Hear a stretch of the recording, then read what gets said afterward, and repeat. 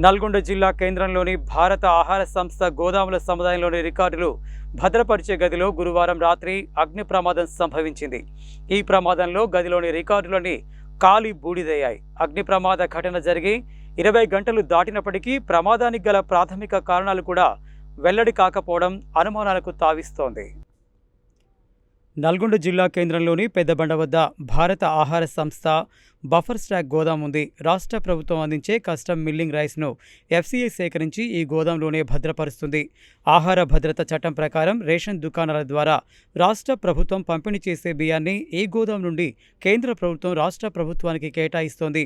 అయితే భారత ఆహార సంస్థలో జరిగే లావాదేవీలకు సంబంధించిన అన్ని రకాల పత్రాలను, ఫైళ్లను ఈ గోదాముల ఆవరణలో ఉన్న మరో గోదాంలో భద్రపరిచారు. ఈ గోదాంలో గురువారం రాత్రి సుమారు 8:30 సమయంలో అకస్మాత్తుగా అగ్ని ప్రమాదం సంభవించి అందులో భద్రపరిచిన రికార్డులు, ఫైళ్లు, ఇతర పత్రాలు అన్నీ కాలి బూడిదయ్యాయి.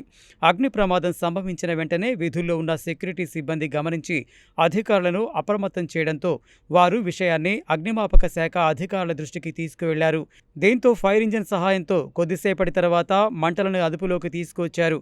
అయితే ఈలోపే ఆ గదిలో భద్రపరిచిన ఫైళ్లు, రికార్డులు, ఇతర పత్రాలన్నీ కాలిపోయాయి. అగ్ని ప్రమాదం సంభవించిన సమయంలోనే ఎఫ్సీఐ స్థానిక అధికారి ఆ గదిలో ఏమేం ఫైల్స్, రికార్డులు ఉన్నాయో తనకు తెలియదని చెప్పడంతో జరిగిన ఘటనపై అనుమానాలు మొదలయ్యాయి. అయితే గురువారం రాత్రి 8:30 సమయంలో అగ్ని ప్రమాదం జరిగితే శుక్రవారం సాయంత్రం వరకు కూడా ప్రమాదానికి గల కారణాలను వెల్లడించకపోవడంతో ఏదో జరిగిందనే అనుమానాలు బలపడుతున్నాయి. ఇదిలా ఉంటే నల్గొండ జిల్లాలో ప్రస్తుతం సీఎంఆర్ కోసం ఇచ్చిన ధాన్యాన్ని కొందరు మిల్లర్లు పక్కదారి పట్టించి జేబులు నింపుకుంటున్నారనే విషయం వెల్లడి కావడం, దీనిపై మీడియాలో పెద్ద ఎత్తున వార్తా కథనాలు రావడం, ఆ తదుపరి పోలీసులు కేసు నమోదు చేసి పలువురిని అరెస్టు చేయడంతో ఆ కేసు ఇప్పుడు జిల్లాలో హాట్ టాపిక్గా మారింది. కస్టమ్ మిల్లింగ్ రైస్ కోసం ఇచ్చిన ధాన్యాన్ని మిల్లర్లు అమ్ముకున్న కేసులో కొందరు అరెస్టు కావడం, ఇదే సమయంలో కస్టమ్ మిల్లింగ్ రైస్ను సేకరించి భద్రపరిచే ఎఫ్సీఐ గోదాంలో అగ్ని ప్రమాదం జరిగి ఫైళ్లు కాలిపోవడంతో ఆ అనుమానాలకు మరింత బలం చేకూరుస్తోంది.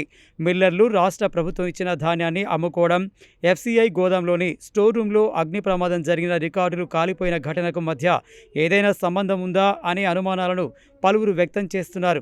ఇదే విషయాన్ని ఎఫ్సీఐ అధికారుల వద్ద ప్రస్తావిస్తే అలాంటిదేమీ లేదని, కాలిపోయిన ఫైళ్లు, రికార్డులన్నీ 15 ఏళ్ల క్రితం నాటివని, ఎఫ్సీఐ తాజా లావాదేవీలకు సంబంధించిన అన్ని పత్రాలు, వివరాలు కంప్యూటర్లో డిజిటల్ రూపంలో భద్రంగా ఉన్నాయని, కాలిపోయినవి పాతకాలం నాటి ఉపయోగం లేని పత్రాలేనని చెబుతున్నారు.